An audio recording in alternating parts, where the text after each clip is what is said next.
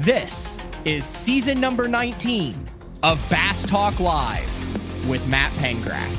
BTL is presented by Lowrance, Bass Cat Boats, Aftco, Strike King Lures, Sunline, Big Bite Baits, Spro, X-Zone Lures, Gamakatsu, The Bass Tank, Denali Rods, Pro Guide Batteries, Beatdown Outdoors, Shoreline Boat and RV Repair, and Omnia Fishing. Hit him with the hook, Jeffries. BTL coming at you. Good morning and welcome to another exciting edition of BTL Bass Talk Live, where we are going to talk about bass fishing. Wrapping up the week of regular shows here from the new studio in Shawnee, Oklahoma.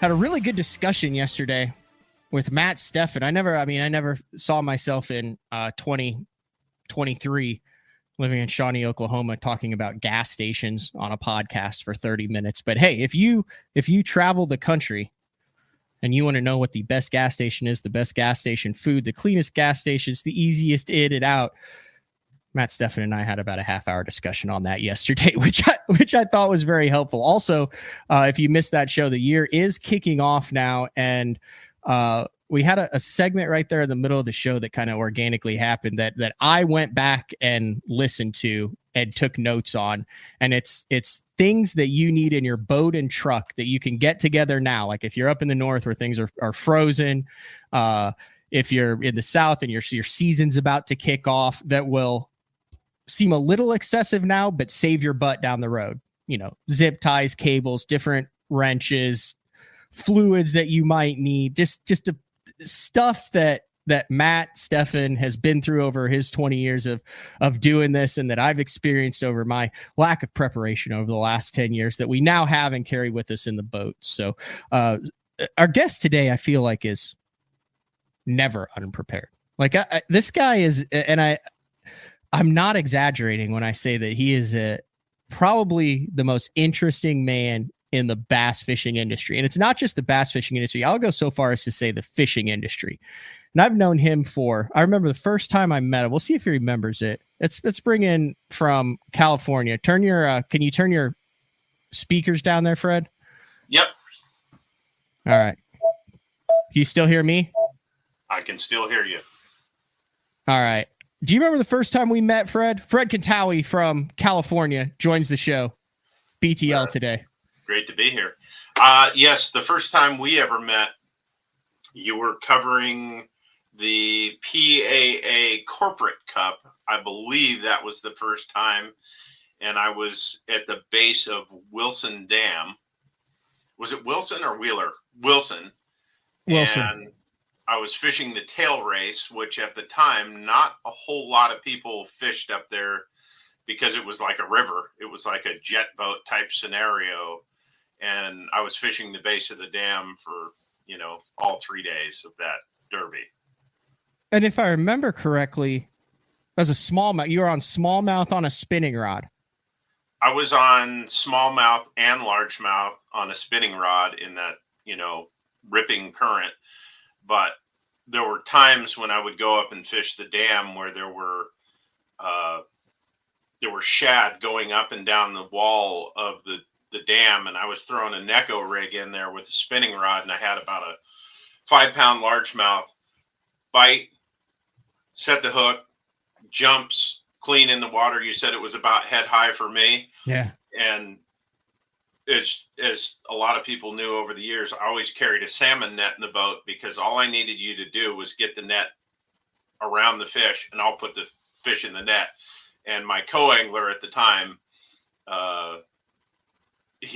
this thing jumps in the air, and all he had to do was put it under it, and it would have been another 5-pounder in the bag. But sadly enough, that didn't happen. The fish came off. But you got a picture of that in midair. Yeah, I do. I remember that. So that would have been 2008? 2007, 8. One of the first tournaments that I covered. I do remember that. Now you're West Coast. Where are you at in California right now? Because I know you've moved around a little bit.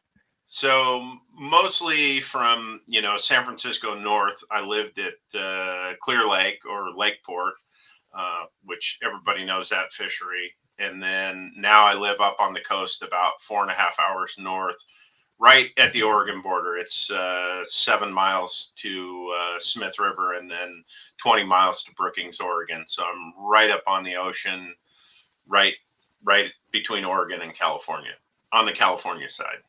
Oh, so I've been in that neck of the woods because we flew into San Francisco when my cousin got married a long time ago and then rented a car and drove up to Grants Pass. Yep. Oregon. But I remember that coast. I mean, that's like cold water ocean, like kelp and big rocky and wild with a lot of like little towns along, like a really cool area. Yeah, it's the redwoods, and there's no place like it on earth for sure. Lots of variety. Clay picked up on it on the instant feedback here. I did too. Two things that you said in one sentence: 2007, 2008, and you were throwing. Well, I should have dealt with the first. Let's go with the first one first. It's you call it a Neko. 90% of us call it a Nico. But is Neko the proper terminology? So I learned the whole technique came from Japan, and it was finesse fishing with a spinning rod and a very small worm and a light tungsten weight with a wacky rig, hook, like a steelhead style hook in it. And I learned it in a tournament at Clear Lake, where I was on these fish on a very rocky, bouldery, short stretch of bank that I could fish. The guy that I picked it up is a famous Japanese fisherman and well known in the U.S. and his name is Hideki Maeda, and he is known for the walking bait that originally came out. The gosh darn, what's the name of the bait? Not the Sammy. No, like the Sammy. Like the Sam. The 3-hook version. The not the Reaper. Not the Jackal. No. Anyways, we'll figure that out. Anyways, he's made some great baits over the years, and we were fishing, and he was the wind was howling, and so I had to have the bow pointed out, and we were fishing the shoreline, so I had to cast behind me in order to fish. Mm-hmm. And so he was on the back deck of the boat, so he had the prime cast. But we're catching these fish, but he is absolutely doing nothing. He's throwing this little tiny worm out, and he is just jacking these big ones one after the other. And he's like, I'm going to win this tournament. And so he got me set up with it, and I had very light line as well. I was fishing with 5-pound test, and I ended up hooking like 3 10-pound class fish every single day. Oh, my gosh. Landed the biggest fish of the tournament, 11-pound, 1 ounce on 5-pound test. It was amazing. What year was this? Like roundabout? That would have been so probably 2005 or 6, somewhere right in there. So who's using the Neko rig? I mean, there's just like him and a handful of people he'd showed and maybe a couple others. Like, I mean, you're not dealing with thousands of people that even knew what the heck this was at that point. No, I never heard of a single person, and just a few, just during that same time period, the drop shot came along. Yep.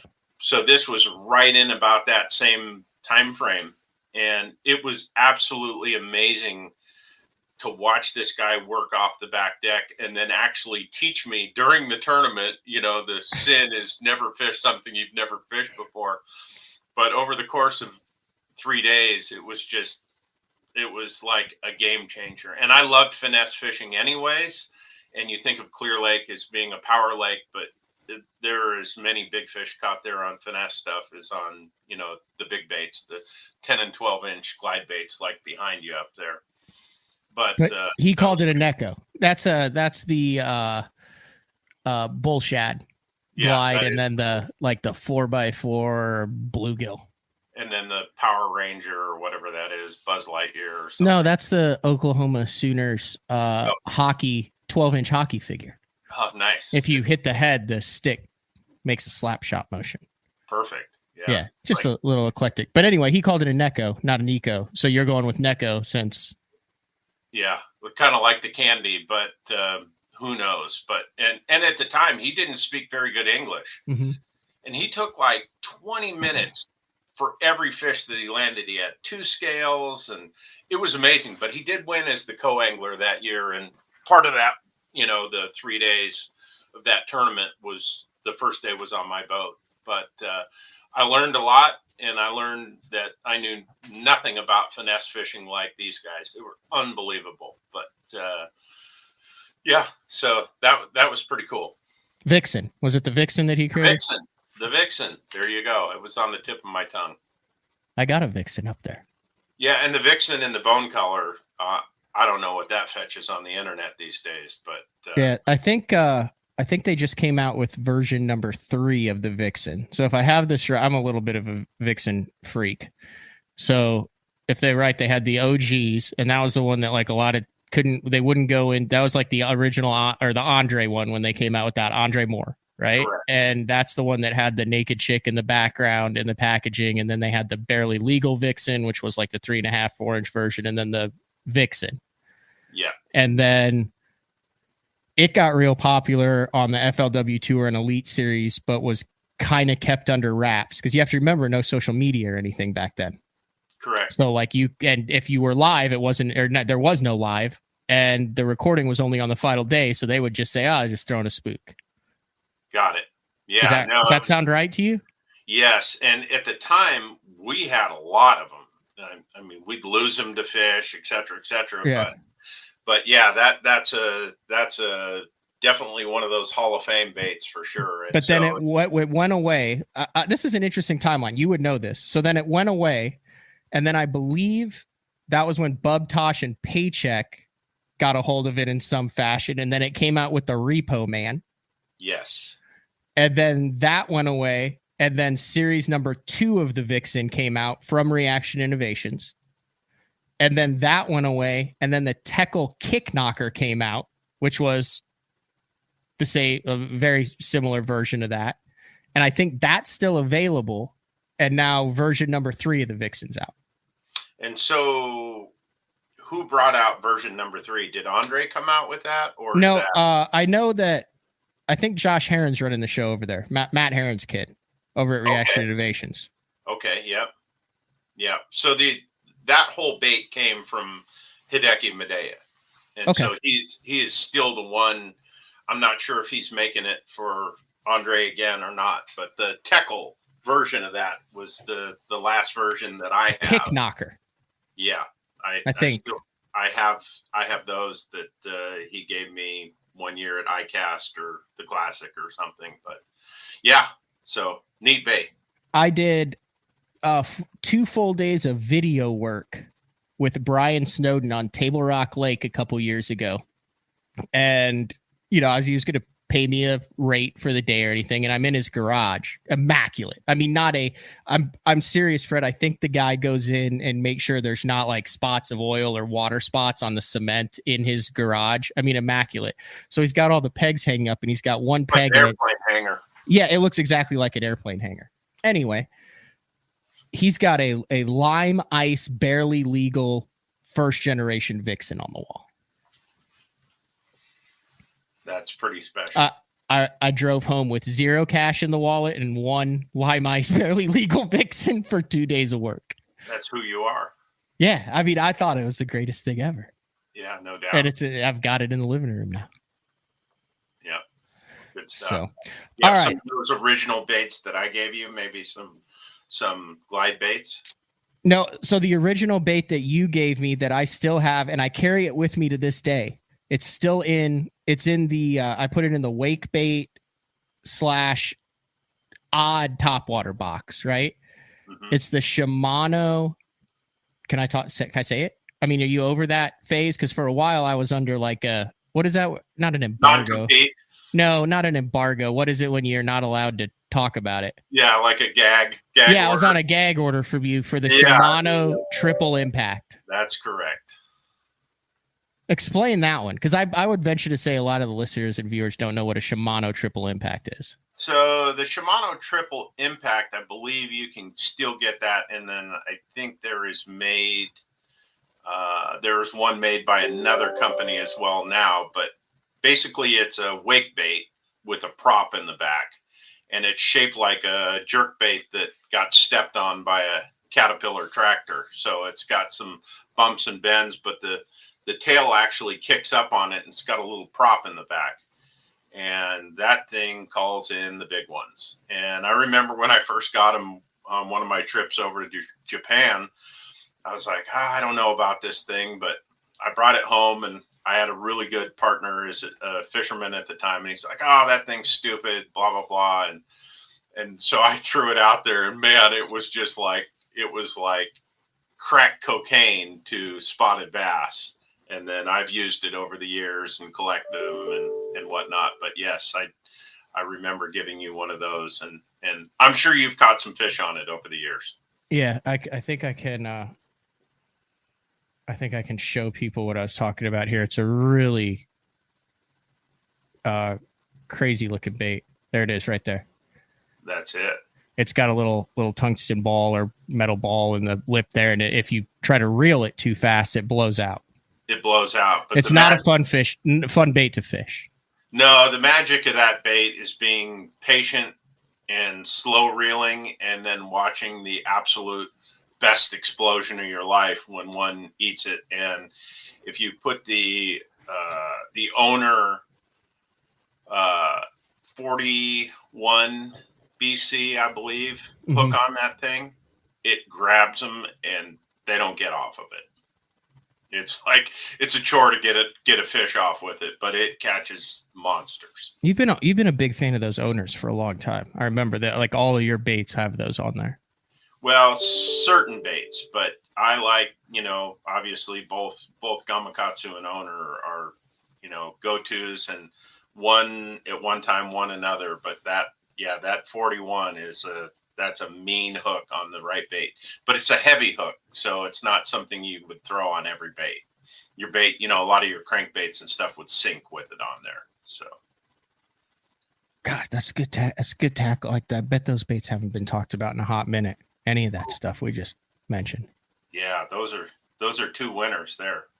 All right, let's briefly touch on what's going on now. You got are those all emails that are coming through for you? Yeah, those are all emails. Yeah, could you close the email thing or is that going to close your screen too, or mute the sound? I don't even know if that's coming through on that, but I figured that was what it was because unfortunately, business day that's just opening. Anyway, let's start briefly right now, just to get a grasp for our listeners and viewers on what you do now, and then I want to go back and walk through, because I don't know this, Fred. I don't think anyone we have discussions in the fishing industry about who you are.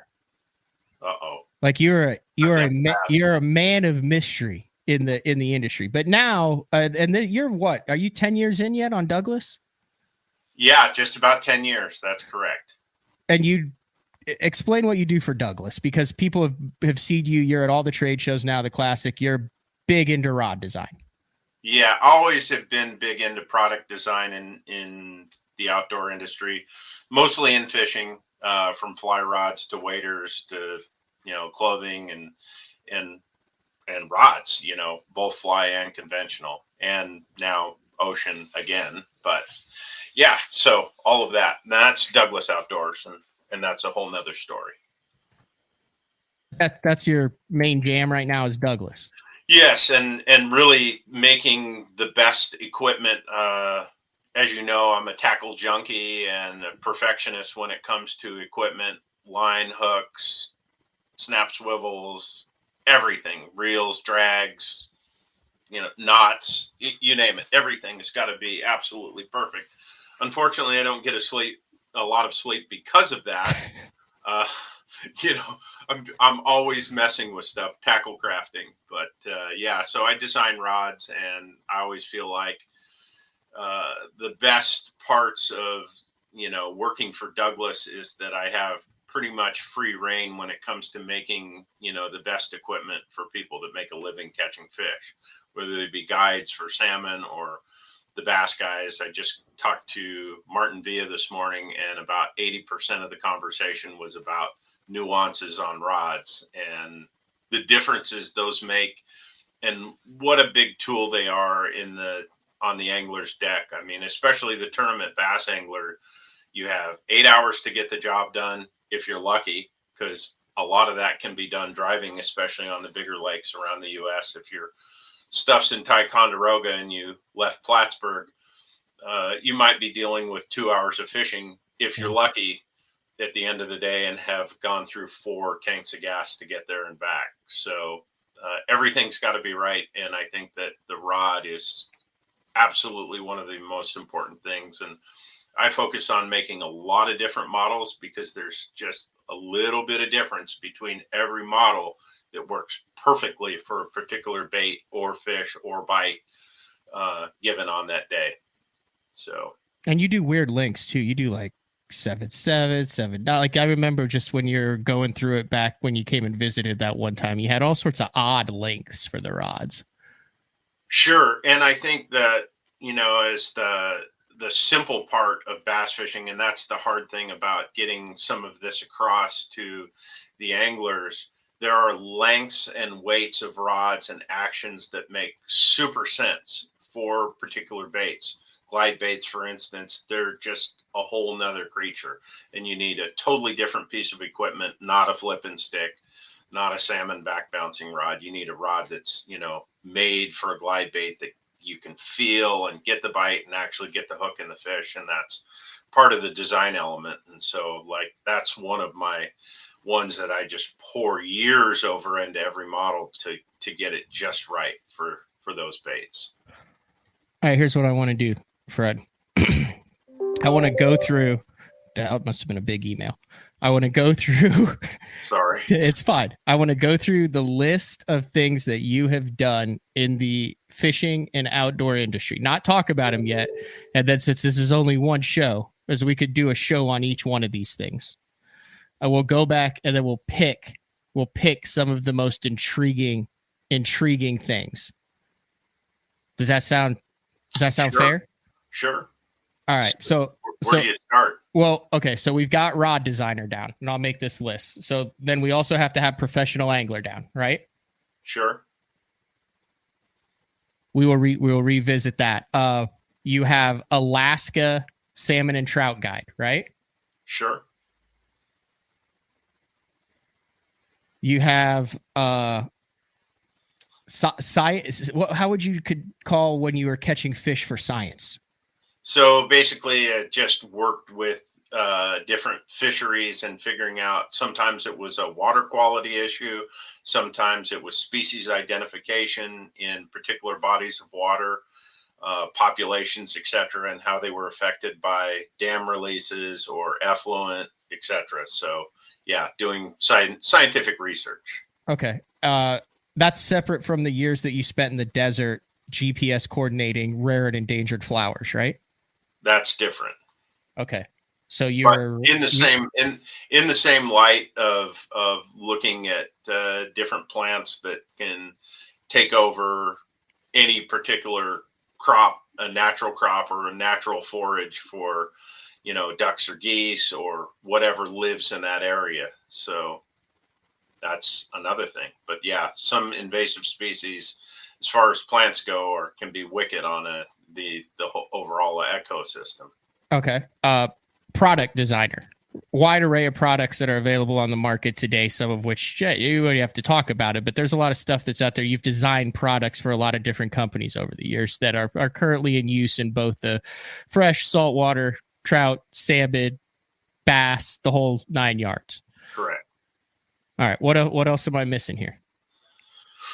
Oh, I don't know. I got a degree in agriculture, wine and grapes. So wine is sort of a big thing. Not a drunk or anything, but I do enjoy. A sommelier? Sommelier, no, not so much, but more the growing of grapes and wine and then of course enology. But, Wait, so you've grown this is bad. That you've grown a wine vineyard before? So before I went on tour, I was working for Kendall Jackson, one of the bigger wineries in the world, and for Jess Jackson, and I was in a division called winery practices. So I'd fish and, do all my thing. And then I actually had a job doing that, where I would be a liaison between the grower and the winemaker. And the grower says, I grow the best grapes. And the winemakers say, I make the best wine. This is what I need from the wine, the grape grower, etc. And so I was a go-between to, some years the winemaker would say, drop all of that fruit. I don't want any of it. And they would pay for the acreage. And the grape grower would be like, I'm still getting paid, but I can't, I don't want to throw my grapes on the ground.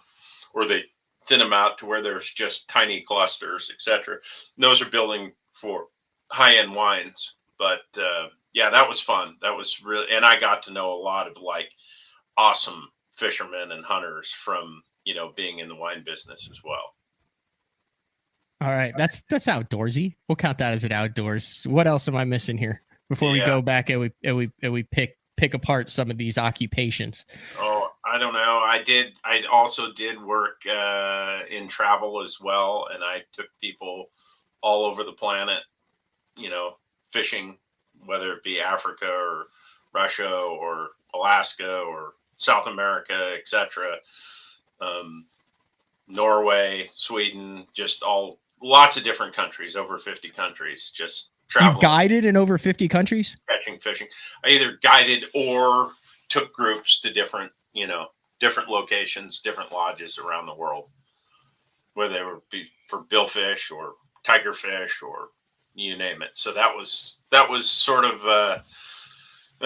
part of it, all part of it. It just kind of interloops and intertwines, and you do one thing for a while and meanwhile doing 20 other things. But yes, I spent my earliest years pretty much horseback, fishing, hunting, all that. So it all just kind of bloomed into a life where maybe I'm not the richest guy in the world, but I certainly have had a lot of great experiences, been in places where I shouldn't have been, for sure.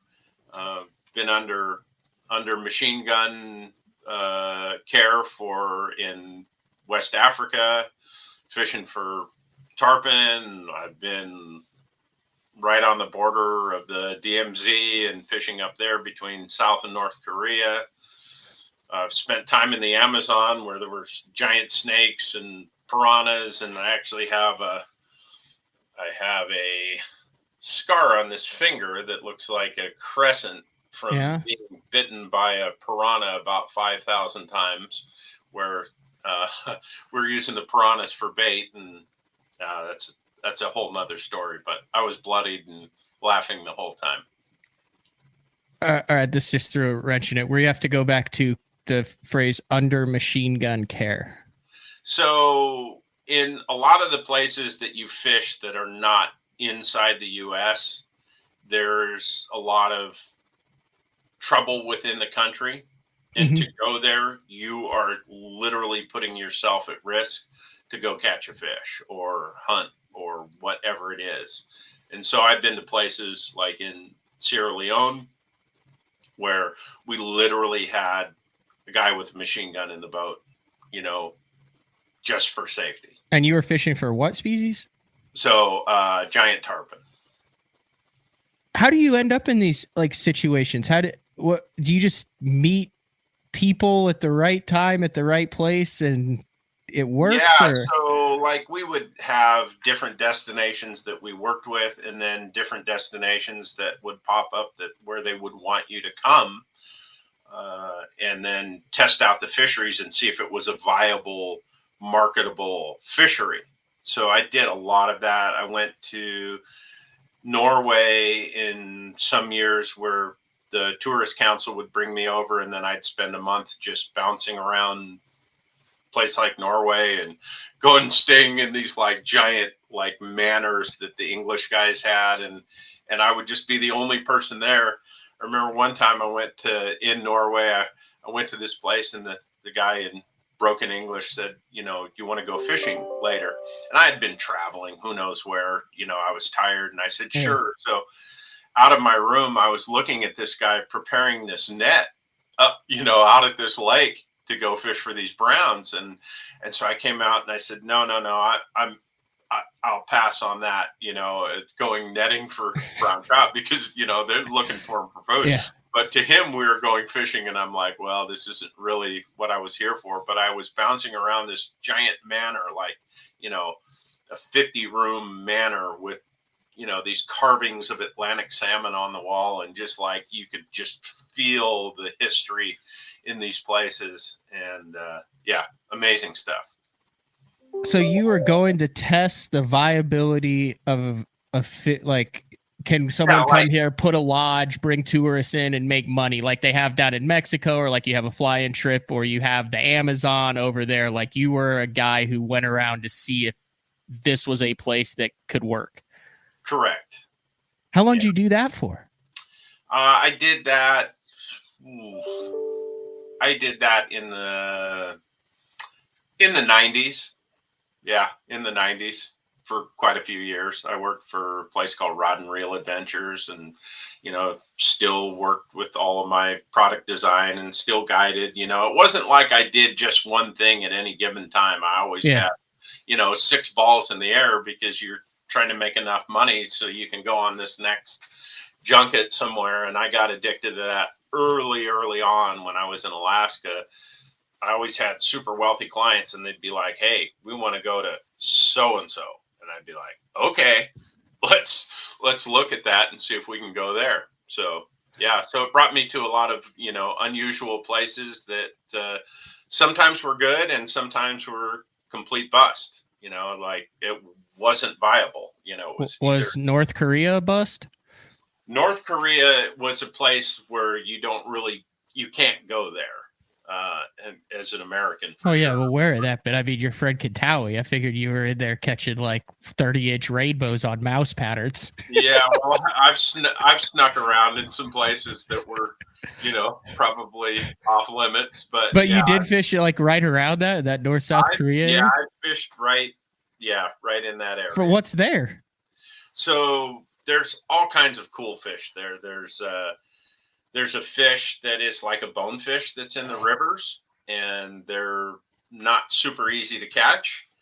And I've caught all sorts of little tiny fish that are really, unidentified, but like beautiful colors and just, they might only be 4 inches long. And a lot of times we're trying to tackle those with a fly rod. But I caught a fish in South Korea, probably 7 or 8 years ago, and they said, we haven't seen one of these except for in an aquarium for, like in the wild for like 40 years. So I've got a picture of this thing in the palm of my hand, and it's, it's 3/4 the length of the palm of my hand, but it's the coolest looking fish ever. It's kind of like some of those little Amazon fish that you just don't see. But and there's all kinds of trout species and smaller salmon, cherry salmon, etc. in Asia. So yeah. There's actually 6 species of Pacific salmon. So anyway, we'll take a break, and then we'll see if you can find the mute button on your email, because we've got everyone checking their email every time it goes off. Okay. Yeah.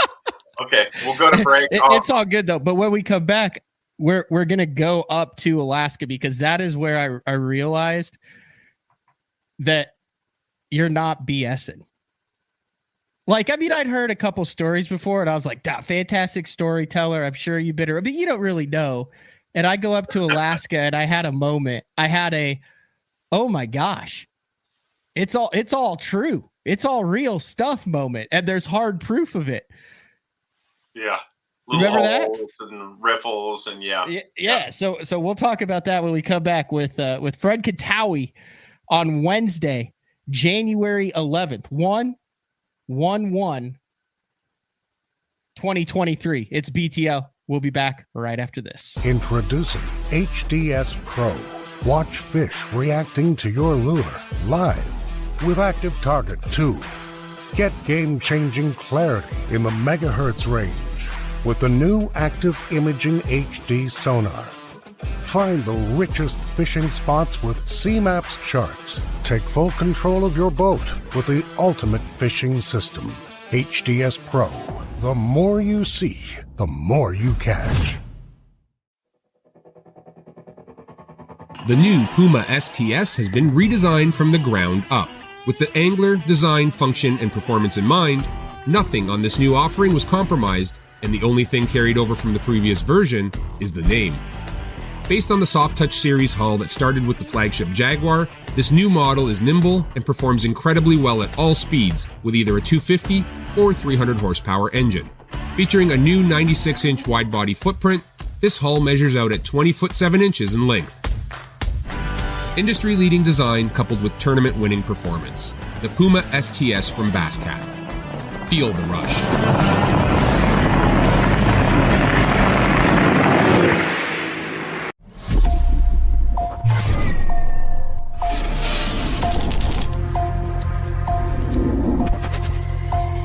Everything you need, one legendary brand. Top on Strike King. Hey guys, Gerald Swindle representing the AFCO Hydronaut. This is the jacket I love wearing when times is tough, and I'm talking about the weather, not the fishing. The jacket, what I like, I got a double cup right here. I can seal up the bottom of my jacket because when you're fishing, you're holding your arms up. You're bad about getting water that runs downhill. Everything bends good. I'm long arm. Look, it fits very comfortable. My arms is flexible. I've got the speed hood on, pouring down rain. I can get everything zipped up. One thing they did is they made plenty of pocket space. If you ain't got enough pockets in the Hydronaut rain suit, you just got too much stuff. From the water membrane, that's 30K, baby. 30 times the reason you ain't gonna get wet. Super warm. If it's cold in the wintertime, you put on your Hydronaut, you're gonna be a much more comfortable person. If you don't want to just look sexy at Dairy Queen, wear your Hydronaut. We got it from small to 5X. Most rain gear does not come in that many sizes. You got waist adjusting straps. We can make it fit you. No matter what the environment is, we want you to be comfortable. We want you to be dry. You gotta check it out. It ain't gonna let you down. Are you looking to install your own fishing electronics? The solution is the Bass Tank Power Harness. It takes the guesswork out of installation. No more voltage issues or interference. Designed by an engineer so that you can get professional results right there in your own garage. Installation done right with the help of the Bass Tank Power Harness. You can feel confident knowing that your installation was done right. The Bass Tank Power Harness. Give us a call or order yours today at thebasstank.com. Get the best patterns backed by tournament data. Start by finding the best 10% of your lake. Know exactly what to look for and what to throw. After that, just put them in the boat. Try the Deep Dive app today. Look at that beast right there. All right, we are back on a Wednesday. BTL from Shawnee, Oklahoma. Did you add suspenders? I'm taking them off. Okay. I have no acetol. No, I saw you had to let the dog out. Yeah, no, he's around. Come here. So, if you got a dog, we show dogs on BTL. That's kind of like a thing. Yeah, of course. Come on, Ben. Come with the daddy. Come on.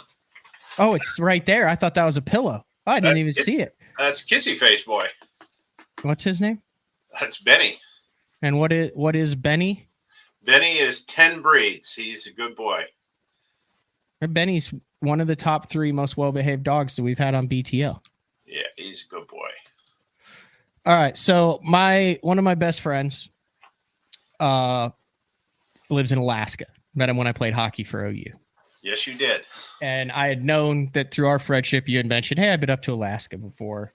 Did a little guiding up there, but I didn't really ask much. So he calls me, how long ago is this now? 6-7 years ago. And he's like, hey, we're going to go up to the Naknek River in King Salmon, Alaska. His family owns a guide service, Alaska West Air. Lives on the lake. They do the Haviland, beavers, otters, helicopters, right?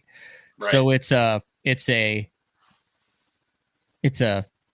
float plane that you have to stop at Lake Clark to get fuel. Where I used to live, Port Ellsworth. I got to pull the map up on this because this is just absolutely bonkers, Fred.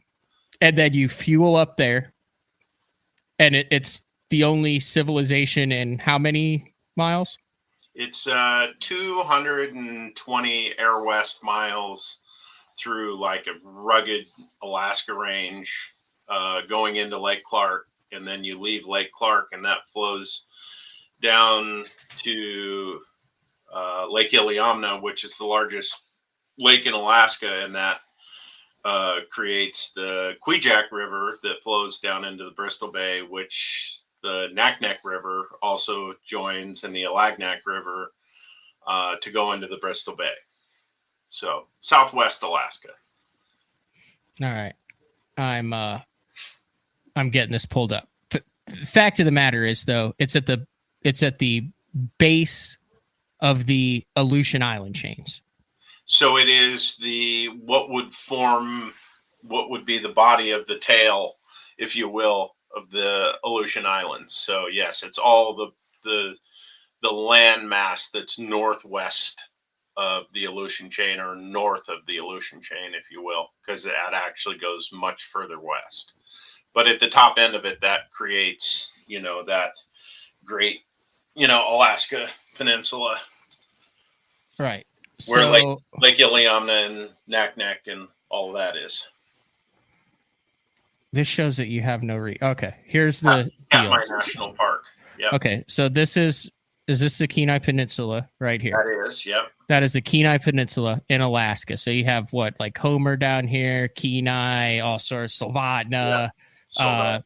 Where's so Anchorage? Anchorage is somewhere back in Anchorage is just north of that, which is right here. This south of that. So the little point that you look at looks like it's got a face. Yeah. Anyway, long story short. West. But that's the Turnagain Arm. That's the Cook Inlet. So this is popular. This is where people fish. The Kenai River, where you hear of the king salmon runs and the wild rainbows and all this. Correct. So where we went, you take a float plane. Yeah. And you go over. This is all massive. Like we're talking like whales, and there's nothing like glaciers that you fly over and things. There's nothing. So then this is Lake Clark. That's Lake Clark. There's zero. This is the aerial footage. There's zero people. There's zero human inhabitants at all. Like this doesn't. There's nothing out here. Right where your cursor is. That is the little town of Port Allsworth, and I worked at a lodge that's just west of that airstrip, or north of the airstrip. And the governor of Alaska worked just up this way at the top of it. Okay. And his name was Jay Hammond, and there's incredible PBS footage and books that he's written, etc. Anyways, that's Lake Clark. And so this is where you get gas, and then you get back in the float plane, and you go and Lake Iliamna, and that this is where Jeremy Wade did the river monsters on the sturgeon, just for reference. That's 1,000 square mile lake. That's 1,000 square miles. Yeah. So then that river that forms and comes out of that's a famous sockeye salmon and rainbow fishery, and that's the Kvichak River. And then the river that you see coming in down there at the point, a little further north again, that's the Alagnak River. Okay, where's the Naknek then?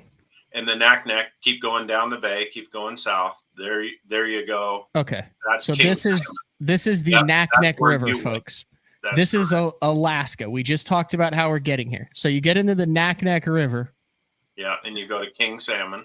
And you go to King Salmon, Alaska. Population 18. We traded 2 bottles of Jack for 2 boats for the week from a native who had 7 cats. And he also was the general manager of the store and also a bar back. Wow. Does that sound about right? Yeah. Yeah, you like me. You got to have a lot of different jobs to, So anyway, I tell Fred I'm going up to Alaska, and I'm going to the Naknek River. There's Fred Contaoi, who I know is a professional bass fisherman. And you tell me what riffle I need to drift my bead down for a 30-inch rainbow trout on the Naknek River. That's the place. Yeah. A little further up river, but yes. It was, this place does not exist on Earth. This is literally the needle in the haystack. Maybe 100 people go here every year. Well, more than that now, and more than that then. But yes, that is a sparsely populated place in the world. Correct.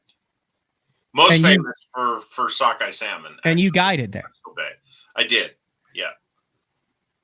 So, which leads me to me going, hey, Owen, I got a buddy who's actually guided there. And he says, you drop me pins. He said, this is where we need to fish for rainbow trout.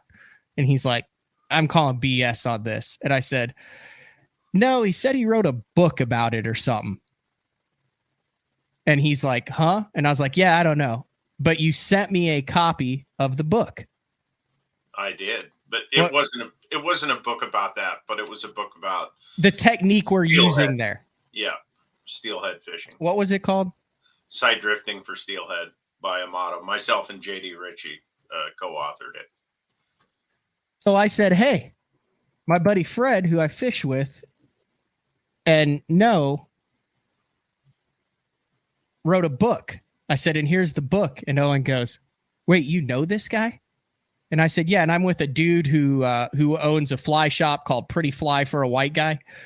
And I mean, like, we're talking like purist guys, right? Yeah. And they both, Owen goes into his room and he comes out with a weathered paperback copy of Side Drifting for Steelhead by JD Ritchie and Fred Contaoi. And he goes, dude, this is the Bible up here for us. Huh. And I'm like, really? Cool. And he's like, yeah, we've read it like 8 or 9 times. And there it is right there. Side Drifting for Steelhead with JD Ritchie and Fred Contaoi. Yeah, that's it. That's freaking crazy stuff. Carp and a clown suit. Yeah. Yeah. So how long did you do the Alaska? I mean, obviously long enough to write a book about it. Well, so the book isn't particularly focused on Alaska, but the techniques are, West Coast and for sure. And then Great Lakes as well, where Douglas is. But it's something where I was in high school, had a drift boat, started guiding the Eel River in Northern California, and I happened to guide a couple of people that owned a lodge in Alaska, and they said, do you want to go? So 17 years old, I fly to Alaska, and I go to work, and my first place I ever landed other than Anchorage was King Salmon, Alaska, and I guided that summer on the Alagnac River for kings and trout and whatnot, and that was years of doing that. In between all of the other things that I've done. But yeah, that was a big part of my life for a lot of years, guiding in and around Alaska. And it just, there's no place like it. It's unbelievable, big fish. And, they're easy to catch compared to all of the things that we do. And my hat's off to all these guys that chase largemouth and smallmouth and spots, to make a living with, because they're incredibly hard to catch compared to many of the places you go to catch fish in the world, because they're so pressured. But and you only have 8 hours to get it done each day. So fun stuff as far as that goes. But man, the pros that are out there making a living, I can't tell you how good they are. Amazing. You think you'll ever go back to Alaska or going bass fishing? To Alaska. Oh yeah, of course I'll go back to Alaska. It's a special place. I haven't been in a few years, and it's about time I go back. I'm not sure where I go or what I do, but I've done some off the cuff stuff there too, way up north, like fishing for sheefish. That's sort of a fish that no one really is, not a whole lot of people have caught, and it doesn't exist further south. You have to go up to the Kuskokwim and further north from there in the Yukon to find those fish. But that's a unique fish as well. It's like a snook. That's wild. Yeah. So yeah, I make a fish for something a little less easy to catch. A little more remote. So I got to know you when you were fully out wrapped jersey on the FLW Tour, Orange County Choppers. It was when OCC was massive on the air. I think it was on the Discovery Channel, Paulie and all them. I mean, and you were the Orange County Choppers Pro Ranger, right? You had your Ranger wrapped orange flames, the whole 9 yards, Orange County choppers. Yeah, that was a pretty cool period of my life for sure. Definitely a highlight. It wasn't, I can say honestly, it wasn't the easiest fishing. I came from the West, and I think I'm going to go back there and light them up. You know, we talk about these drought years and what happens as far as an angler, not as far as weather, but you'll not cash a check, or you'll cash a check in every single tournament, whatever. So I was used to being at home where I was more comfortable. I knew the waters, I knew the techniques, everything that really made sense. And then I went back east, and I felt like I was in, Nova Scotia. I just had no idea. Like, I would go into coves and I would be like, I wonder if there's even a fish in this cove, like where we're going, this year for the Bassmaster Classic in, Tellico and Fort Loudon. And I was just overwhelmed, but I was fortunate enough to have association with the Discovery Channel and the American Chopper Show. And we put one of my boats together to fish on tour. And that was really the first of the boats that we had put together that had the Orange County Choppers wrap. And so we had the guys from Ranger Boats, Randy Hopper and Greg Hopper, and, Forrest was involved, and Don Lee at the time, Jim Murphy, which at the time was with a company called Albright, but he was with Hardy. And so we actually built this boat, and Paul Tuttle came and fished a couple of tournaments as a co-angler, and I fished out of those boats for, I believe, 4 seasons back east fishing on tour. And it was, like I said, it was challenging. We were trying to do television shows and take footage, and I was doing another show at the time as well, How to Make $1 Million Bass Fishing. And my cousin produced that. And that was kind of fun, but it didn't leave a whole lot of time for practice. And I learned, like, having a camera in your face 24/7 wasn't really that cool. I'm not, just, I am who I am, but man, that was frustrating. But I did get to it opened up doors to meet like all kinds of incredible people. And I had great acceptance from the anglers on tour. And I think particularly because they couldn't figure out how I had all these giant sponsors. And it was partially just because of being, I think, a decent person and having really good connections in things outside of fishing. So I had super great sponsors. So I didn't have to make a paycheck as far as fishing went, but I certainly had to produce somehow. And it took about 4 years to really catch fish back there, like where I was comfortable fishing my old techniques, going back to swim baiting. And I would have my moments, but overall, going to Okeechobee and the Potomac and all of these fisheries, like you and I had fished a tournament on Grand Lake in Oklahoma. And I think we went about 4 counties away from Eufaula, where we were literally, I don't know, to get there by boat would have been incredible, but it taken a day to get there. But I learned the area that we fished from Terry Butcher, who used to be on tour as well, and unbelievable angler. But the Oklahoma guys, why they do so well. They go through a lot to catch fish in mostly wind-blown muddy waters of Oklahoma. I found this article. This might be the greatest article ever written. Just as far as names, this is insane. October 26, 2007. There's no pictures for it. Zaldane leads Walmart FLW Series event on Clear Lake. 2007. Okay. San Jose, California's Chris Zaldane caught a 5 bass limit weighing 21 pounds, 5 ounces to lead the $1 million Walmart FLW National Guard division.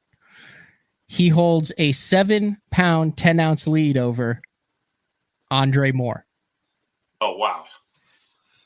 Talks about how Zaldane caught his fish. Rounding out the top 5 pros, includes dude, I'm gonna have him on to talk about this. Team Imodium Pro Brett Height of Phoenix, Arizona. Brett Height ran an Imodium AD wrap for you. Yeah, that was Were all you part aware of of that that? FLW package. Yeah. Were you aware? You know that he had to be super pumped that he's on a team deal. Everything's rolling. They break out the team deals and they're like, you get Pringles and you get Snickers and you get Walmart. Folgers and you get and Imodium. And you get Imodium AD. Yeah. I'm going to have to call him and ask him about that. Yeah, I think there was a Prilosec boat. Yeah, it was pretty interesting. So here's some other names. This is from one article, Fred, in 2007. So we're 16 years ago. Okay. Tim Klinger, rounding out the top 10. Jay Yellis, rounding out the top 10. Then there's this sentence. Fred Contaoi of Lakeport, California, earned the day's $488 Snickers Big Bass Award in the Pro Division thanks to an 11-pound, 1-ounce bass that he caught on a Zoom swamp crawler. Contaoi's monster bass had to be finessed to the boat as he was using 5-pound test fluorocarbon line and spinning gear, making the catch even more impressive. Yeah, that was a great and frustrating tournament. So that goes back to Hideki Medea and the Vixen and learning how to fish that Neko rig. And I literally, other than Tim Klinger, could have blown the doors off that tournament had I been able to land those giant bass every day, like 3 for sure 10-pound class fish that I'd hook in these big boulders in this, deep wall. And it was, incredible fishing. But yeah, that was a cool, memorable tournament for sure. But wait, there's more. Uh-oh. Team National Guard co-angler Justin Lucas of Folsom, California, claimed his second consecutive FLW victory when he won the co-angler division and $25,000 on Friday. Yeah, pretty amazing. Lucas becomes the first co-angler to post back-to-back wins in FLW series competition.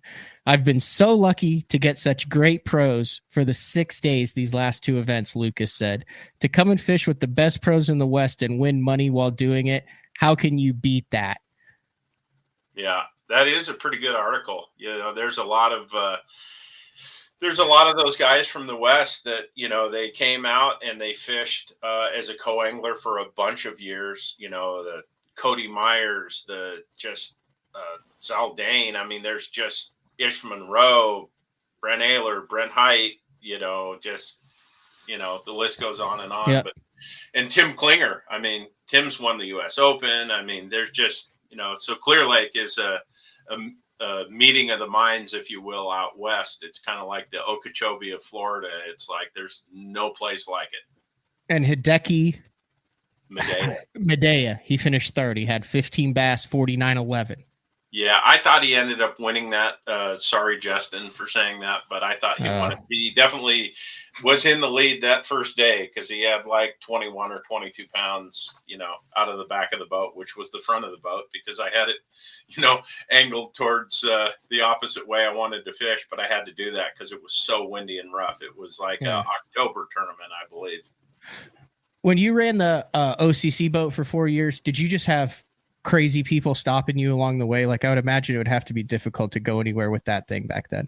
Yeah. So the other thing that we had was at the time we had a motorhome that was decked out with OCC plus the boat wrap. And unfortunately, but fortunately, covering the boat covered all of the press, which was your sponsors and everything. So I would be driving across the country with this uncovered Ranger, covered in mud or snow or whatever, but it came at great rewards because I'd stop at those great gas stations that you talk about and I would just need to get fuel and move on. But then I'd talk to, 50 people while I was there and they'd take pictures and whatnot. So it was pretty cool. And you didn't really go anywhere where people didn't, just totally climb on and want to hear about, the fighting between junior and senior, just all of the bike builds, all of the cool stuff, which was amazing. But we went to Austin, Texas one year, and it was a tour event, and it was at Lake Travis. So when we went there, it was like they rolled out the red carpet. It was like we were celebrities. We were just, Ken Wick, myself, Brent Hite, just the guys that were fishing on the tour at the time. We'd go into town, and it was like a big party for sure. It was a lot of fun. Everyone was asking you about Orange County choppers and just wanted some Imodium from B Height. That's it. Yeah. Tim and B Height, that's for sure. Do you miss fishing at that level? Like, is there a part of you that's like, man, I wish I could go take another crack at it now? Yeah. So my wife, Julie, asks me all the time, she's like, well, what do you want to do? Where, do you want to, like, I live in heaven, I'm surrounded by fishing and, of course have, tons of rod work to do every day, to keep people, with the right equipment. But I would love to go back and fish on tour. Of course, you start all over again. You got to climb the food chain to get back there.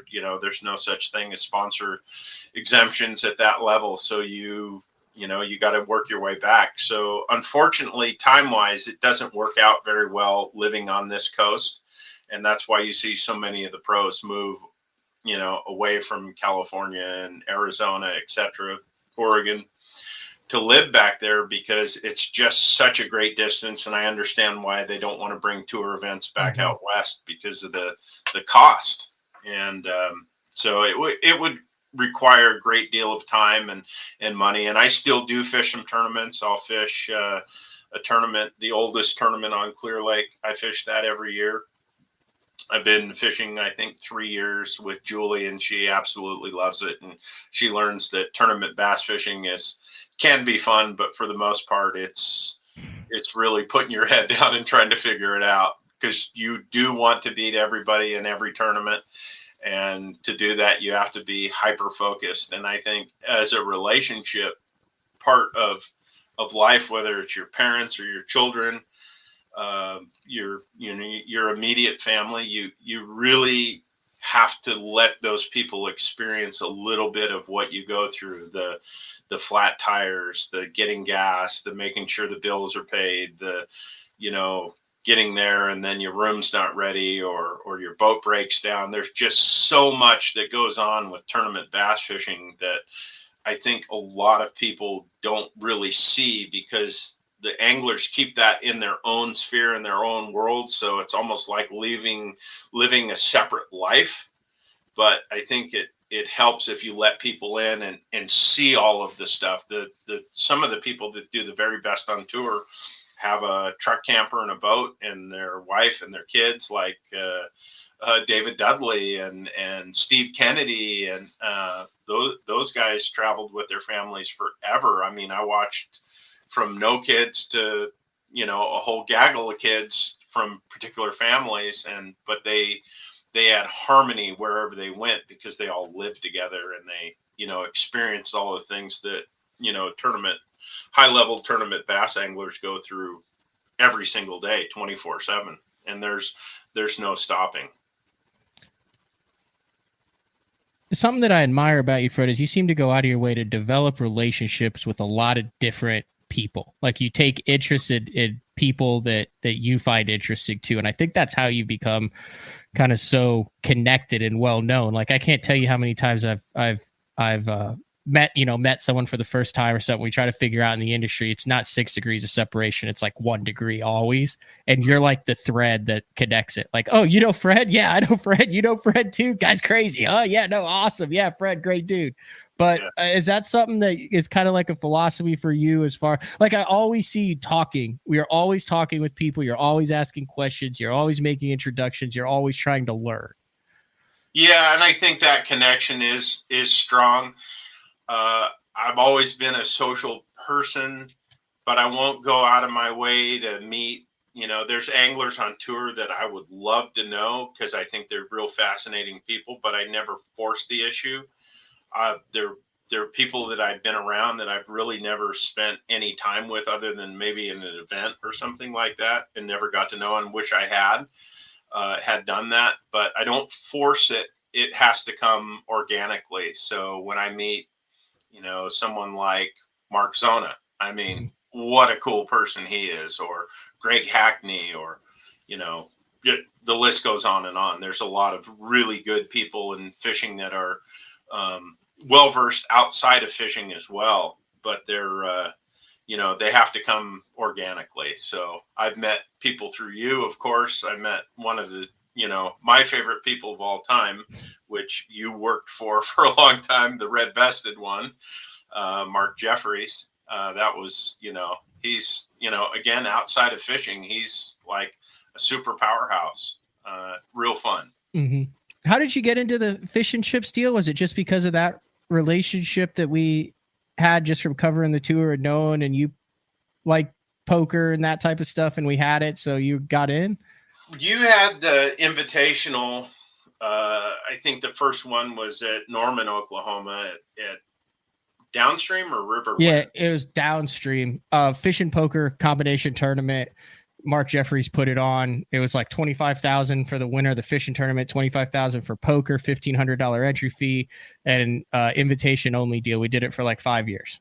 There's your rundown. So this was the first one. Like Zona Crete fished it. Skeet Reese fished it with Mark Jeffries, Rojas, you, McClellan, a ton of guys. I'm leaving them all out there, but it was like Rick Clun. Yeah. I think, Rick Clun's fished it. Jeffries had to I think Jeffries had to DQ, was it Guy Eaker one year for using a net? Because we'd had a no net rule, but everyone's fishing. It's something that needs to come back. But yeah, so Mark had invited me, probably through you. It's hard to say, but I think he really invited people that were just outside of fishing, had all kinds of things going on. It seemed like that was sort of the mix, and Zona was there as well, as well as, I'm trying to think of it. Some of the old greats were there, but definitely fun. We're like you said, you laid it out. You always have the numbers. That's the amazing thing. And one of the things I like about you, you're like a statistician, so much about all of the people and the numbers and the times and the dates, and you're pretty handy on that computer now, so you can look everything up at a moment's notice. But that was incredible fun. We played poker. I've always been a gambler, and I think that goes along with horses and fishing and tournament fishing and things like that. And definitely have a long history in my family of gambling, so that fit perfectly for me. And I think that first day, or that first year, we had like some incredible amount of hours of tournament poker play, like 22 hours. First year I think it was 17 hours to get down to the final table. So they did a main event where professional poker players could come and buy in, and a lot of them did, fish with the anglers. So the anglers had a separate point system. When you got knocked out, you tried to make it. The further you made it, you got points, but it was combined in the main event, right? So correct. there was 600 people, and the casino made money because it was like a $500 entry fee. Our entry fee into it was included in the bass tournament, but it was was it $25,000 or $30,000 payout at the end? Yeah, something. Yeah, it was. And I never played a real game before, and you weren't like a poker guru. No, not at all. Not at all. And Clark Ream was there too. I think I have some picture of this on my Facebook. Anyway, we're 17 hours later, and I mean, I'm 24, 25, something like that. Yeah. I mean, I'm working for Mark Jeffries, not making anything, living in an apartment by myself. Which I stayed at. Yeah. Yeah. And there's like 10 people left. And I look over, and it's Clark Ream, and it's you, and it's me, and it's 7 professional poker players. It's like 3 a.m.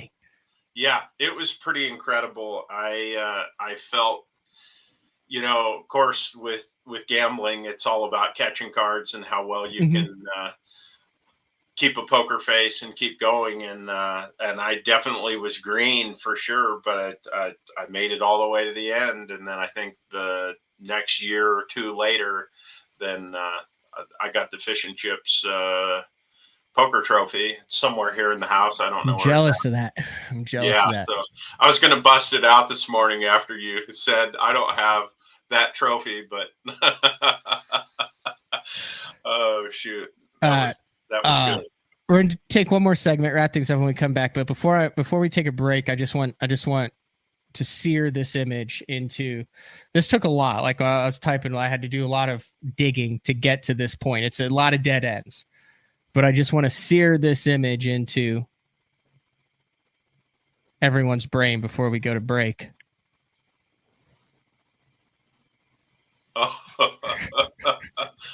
That's Brett Hite wearing the Imodium AD Easy Choose jersey. Yes.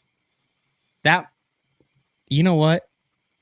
That jersey has to exist somewhere still, doesn't it? And it's got his name on it. So it's not like it was one of those like, top 10 boat jerseys. Yeah. Well, I do have another side of the office that I was debating on how to decorate it. Well, I might have to open up the checkbook, but that would be a great addition, wouldn't it? Yeah, it would. I've got a not that you'd want it, but I've got a few of the original jerseys that I had from that time frame as well. I might have to. You got an OCC jersey? I have a few of them. So like an extra, like, I mean, you could even like rent it to me, but that would be an awesome addition. Yeah, no, it's a pretty special moment in my life for sure. Period. How about Behide's belt? He had his business trousers on and the whole 9 yards. The Tiger Woods belt. Let me tell you, that was an amazing year and time frame because he did something that actually, you talk about moments in bass fishing where you were like, The chatterbait was something that I believe Brian Hastings, there was a number of guys that came along that had the chatterbait from North and South Carolina. They were Chris Baumgartner, Brett Hite was from the West, Brian Hastings, Brian Thrift, Todd Otten. There was a handful of guys that had Greg Pugh maybe was one of them. They had this chatterbait, and I saw it at a classic one year. We were doing a show at the classic, and this guy had this waterfall scenario where he would throw up this bladed jig, which no one at the time had ever seen, and he'd reel it through this water. And I remember I bought one, and I put it away. It was just, one of those novelty one-offs that you think that'll never become. Well, I went to a bunch of tournaments that year, and Brett Hite won 2 of these tournaments back to back. He won, I believe, maybe $250,000 at one and $125,000 at the other. One was in California and one was at Toho. Yep. And these guys were absolutely smashing them with this new technique, if you will. And then we went to the Potomac the same year, and the same thing happened there. Chris Baumgartner, somebody like that won it. But that lure changed so much for techniques, rods, just the whole thing was totally different than anything else we'd ever fished with. And that thing, to this day, should be on the deck of every bass angler's boat that tournament fishes for sure. Amen. I did a episode of The Cull with Dave Mercer, which is just a little debate show. And we did a 9-minute video or 9-minute segment where I was debating that the bladed jig was the greatest tournament bait of all time. Just incredible. It took me a couple of years to really figure it out. And I learned if there's any place with stained water, muddy water, wood, grass, current, docks. There was just the further I got into the bait, the more it opened up. I fished Toyota Texas Bass Classic at Conroe, Texas, and I was rooming with Kyle Mabry from Alabama at the time, and hopefully he's wherever he is, he's listening to this show. From heaven. He and I had just got order of Phoenix chatterbaits in, and I said, man, I'm catching these things off of these docks with this thing, just reeling it like you would a spinnerbait, and it wasn't something that I had done a lot before, but I realized it casts super well like a bullet, and I could reel it right under the foam, and those bass would come out and attack it. But everywhere we went, it was a big learning curve, and Brett Height won at least $250,000 on that lure in two tournaments that year. And I was like, this will never leave my boat, 12 months of the year. It will be in that locker for sure, if not on the deck. Wow, you mentioned Kyle Mabry there, and he was one of the good ones, dude. He was a really good dude. Passed away. I wanted to make sure I got the date right. 6 years ago now in an accident. He was a good dude. Yeah. Oh, just amazing human being, and very nice. Very limited interaction with him, but just one of those guys that was super nice. Yeah, and he worked at a hospital in I believe Birmingham, and he worked with children and just everybody that I ever come in contact with. He was such an amazing person, but he was fun to be around, and I fished and roomed with him a bunch over those years. So yeah, miss him a lot for sure. All right, we're going to take our final break of the show. When we come back, wrap things up. There's several people that are like, how do I keep up to date with Fred Contaoi now? The social medias of that. We'll get into all that when we come back. It is BTL on a Wednesday with the man, Fred Contaoi. Also, a lot of the people are liking the mustache. It's very Pacific Northwest of you. Yeah, it's, I had actually hair down here. I'm part Asian and Hispanic, so, and with the Indian blood as well, I definitely cannot grow the beard like so many Crybaby Swindle. He can grow. you can't say that. What, are you not a Swindle fan? No. I think he's awesome. He's just taking a shot out of there. No. So it was a nickname that Tommy Biffle gave him. He goes, oh, okay, that's fair. Then we could give it with Tommy. We could. You remember when Santa Claus gave him that nickname? He buzzed by him on camera at one of the tournaments, and then I don't know if he got DQ'd or whatever that day, but it was super funny because Biffle's like, yeah, damn crybaby.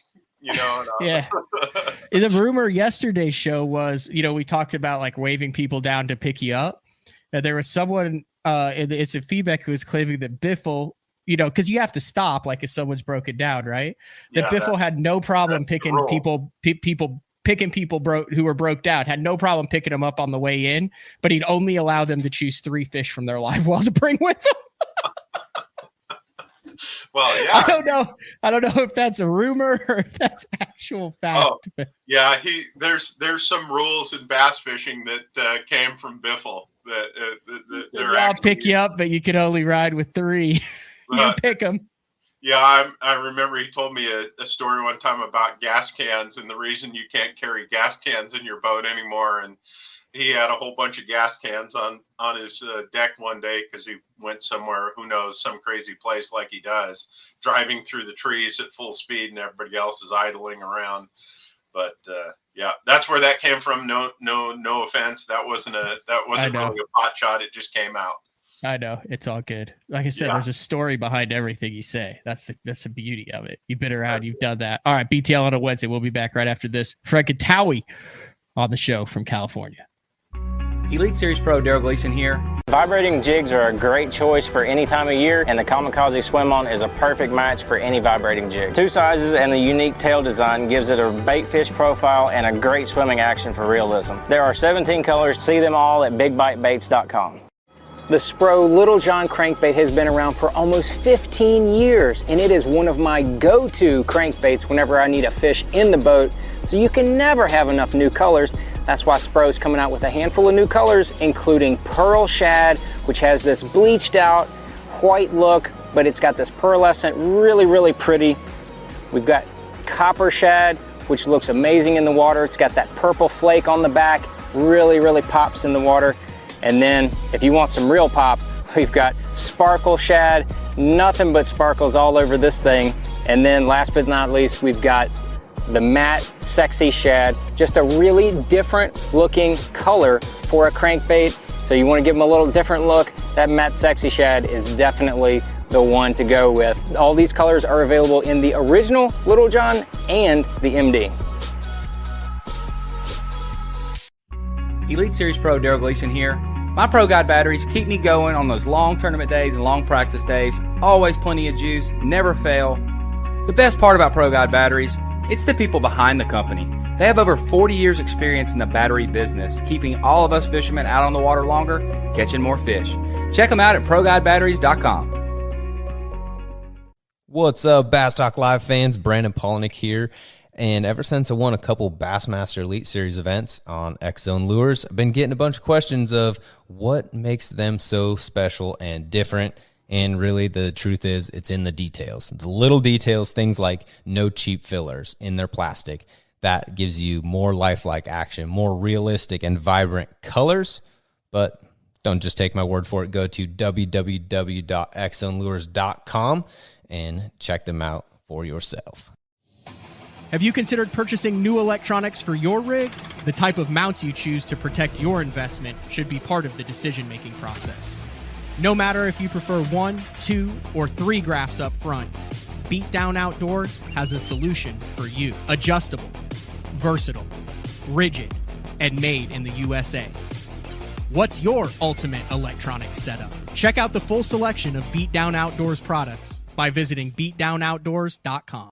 The new Android series is the peak of the Denali lineup and offers the ultimate Denali experience. The Android series features 36-ton multi-directional graphite combined with interlock blank technology for added strength. Each rod is outfitted with Royal titanium guides that will not fail. The blank is fitted into an easy-touch, soft-feel EVA foam grip with exposed blank reel seat. This all allows the Android to transmit every movement of your bait and even the most subtle bites. The Android series is the finest rod Denali has ever made and offers an angler the ultimate fishing experience with a limited lifetime warranty.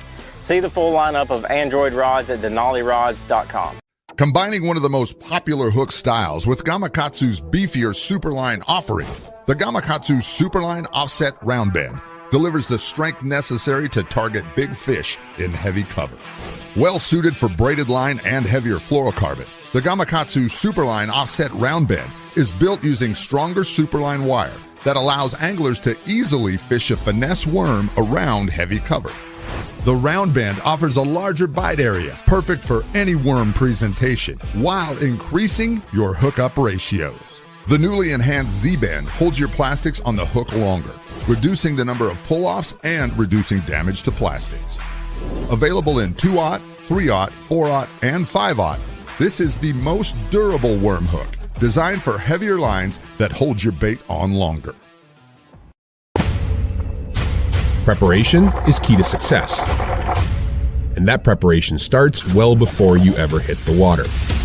You're only as strong as your connection to the fish, and your line is that critical connection. Confidence in your line every minute of every day on the water is a necessity, and failure, it's not an option. Sunline makes the fluorocarbon, nylon, and braided lines to give you the strength to guarantee your confidence. All right, welcome back. Fred Contaoi, a man of many talents, careers, passions. Thank you for jumping on BTL today and telling us some of that stories. There's a bunch of stuff that I didn't even know that I learned today. A lot of stuff. The majority of the stuff that I didn't know that I just knew the bits and pieces of. Yeah, well, it's all part of a life, right? Like there's more to being on the deck of a boat than just tournament bass fishing, you do so many other things in life. And I like I say, I've been so lucky to have been able to meet so many good people and do so many different things all over the planet. Yeah. Okay. I don't even know where to go with this. This is random. James Lopez just randomly wants to know, could Fred tell us a story of any strange encounters he's had? Any strange encounters he's had? I guess in all your travels and stuff. I talked a little bit with Matt Steffen. We both have had some interesting encounters, some strange encounters. You ever had any of that in all the different, like something where you're like, that shouldn't exist, but I'm looking at it and I think it exists? Gosh, I don't even know where to go with that. I've had a million strange encounters. I would have to say I was in Canada one time, just off the cuff story. I was up steelhead fishing on Vancouver Island with a couple of buddies, and we went into town, and I said, there's one person that I wish was with us today, and I said Randy Swisher, which is one of the Yamaha reps in Colorado, but he is a son of famous fly fisherman Doug Swisher was his father. And as the words were coming out of my mouth, Randy Swisher goes walking across the road to another bar, and I rolled the window down. At the time, it was a long time ago, crank windows.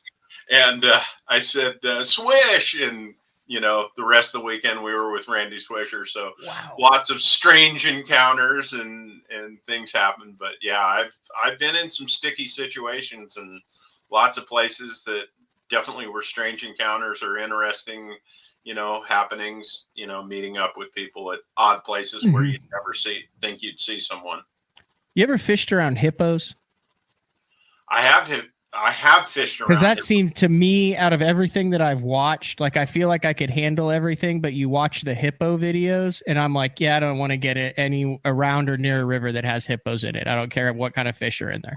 Yeah, hippos are interesting creature. We always think of them as being kind of slovenly and big and just kind of a gentle creature, and they're anything but that. They're incredibly aggressive. They can chase you down in a boat like you have no idea. You don't stand a chance unless you can out horsepower. That's for sure.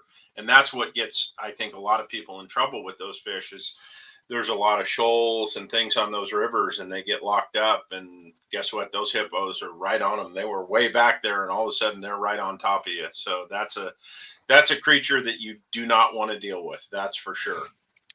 If you had to tango with a bear or a hippo and you're in a boat, you're taking the bear all day and twice on Sunday, right? Yeah, the bear can move fast as the hippo can, but the hippo doesn't stop. That's for sure. Yeah, and then, I've had a lot of encounters with bears. What's going on? So, yeah, bears are a whole different creature. I've spent lots and lots of time with them. I used to come out of the woods, we'd be on a river and be walking. I always had a 300 millimeter lens, hanging off because I took a lot of pictures back in the day. And they'd come out and they'd think I'd have my 45 and I'd have my camera up when this, big grizzly came out from the brush or whatever. And they'd be like, what are you doing? And I'm like, well, they typically don't attack you. So just don't run. We'd give them the whole rundown on how to deal with grizzlies. But of course, you've seen a few in your trips to Alaska. But yeah, I'd rather be more scared of the moose. I would. The moose, I've never really had any bad encounters with a moose, although I did see one, I think on social media the other day that was something I wouldn't have wanted to have been around. Yeah, they can move as well. They can really move, and they're a big, big animal. All right, what do you got going? What do you have coming up? How can people stay in contact if they want to follow Fred Contaoi moving forward from this? Where do you want? What direction? I'm not super active on social media. I do look at it. I don't post a lot because I don't like to give away fishing locations typically, but I should do it more. I definitely do check, Fred Contaoi Outdoors on Instagram and Facebook as well. Douglas Outdoors, of course, is, that's my gig. That's my life as far as work goes and designing rods. So always around anything Douglas that you'll see, whether it be a fly show or the Bassmaster Classic or the ICAST show, different. You be at the Classic this year? I will. Got Okay. a booth at the Classic, and I've got some great people coming there as well. I'm going to bring out John Pearl from the West, and he's going to be in the booth, so that'll be a lot of fun. Maybe Gary Collins. Kevin from the office will be there. We've got a few people. I'm hoping that Martin Villa shows up, but we definitely, Lance Owen will be there. So we'll be there in the booth, yucking it up, telling stories.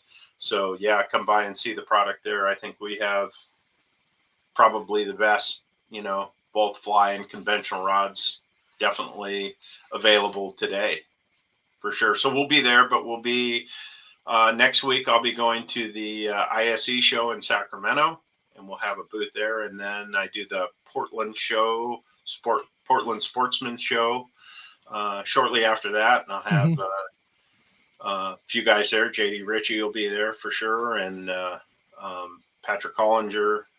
Hope to see Buzz Ramsey there. Just a good group of people of very high caliber anglers for sure. And then, of course, the Classic. Can't wait for the Classic. Back to Knoxville. That'll be fun. Yeah, that's you'll be there, I hope. Yeah. No, I'll be there. I haven't missed one yet. Don't come around, like some shows you just don't come around. Listen, the last time we were at Knoxville, we were shooting a documentary called The 49th, right? So it was the last Classic that Kevin and all that and all those guys were at. So I was occupied. Like I didn't have time to mill about. Yeah, and then the following year, I actually caught some fish. So people were like, "Hey, you caught like 6 this year. Would you like to hang out in the booth?" So I actually had a schedule. So this year I should just be wide open. I should just be roaming around. No one wants me in the booth. I'll stop by the Douglas booth. Good. Well, you'll be fishing all the opens this year, and so you have 9 tournaments there. Yep. And what's prediction? What's your best chance? What's the one standout? You're like, I cannot wait to get there for that time of year, for your particular skill set. What's your baby out of those 9 tournaments? Oh, see, I asked this question and about 75% of the guys say, "Oh, that's the one that you suck at the most is the one you look forward to." But I'm literally looking at the schedule, and there's three that really stick out to me. But shockingly, Watts Bar in Tennessee in September, I think it's going to be a real grind, and some of that finesse stuff could play, 10, 11 pounds a day when they have one of those kind of derbies early fall. I typically am strong at. Absolutely loved the St. Lawrence River and smallmouth. I spent like 14 days up there last year because I knew we'd probably be going back. And then, Eufaula in Oklahoma in the middle of June. It's a hard one to pass up. So I like the schedule. If the performance isn't there, it's time to reassess my decision making, my skill set, my life decisions as far as what I'm doing. Like this is a big year for me, Fred. Well, you know what your buddy Mike Iaconelli says: never give up. And he does say that. I think that is a motto to live by, because the bass fishing thing is largely unexpected. The places that you have the least confidence in, the worst practice, etc. Those are the ones that can shine. But there's certain things that you can do on your way into all of these. And I know at some point in time, for the first time, I believe, there's a no information rule. And the no info, there's off limits 26 to 30 days before every event, but the no info rule is only starting the day of official practice. Yeah, and these are all good things to know going into any tournament circuit, whether they be club level all the way up to the elite series.